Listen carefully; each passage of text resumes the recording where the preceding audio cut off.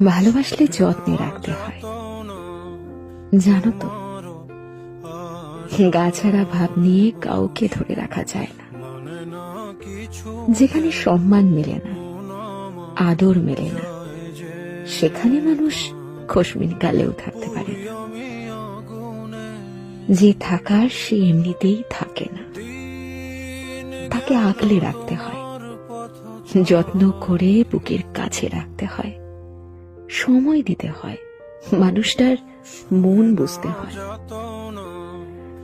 প্রভুভক্ত কুকুরকে 3 বেলা ঠিকঠাক খাবার খাইয়ে তাকে অবহেলা করলে সেও তার চিরচেনা স্থান পাল্টায়। সেখানে সেখানে আমি তো মানুষ মাত্র।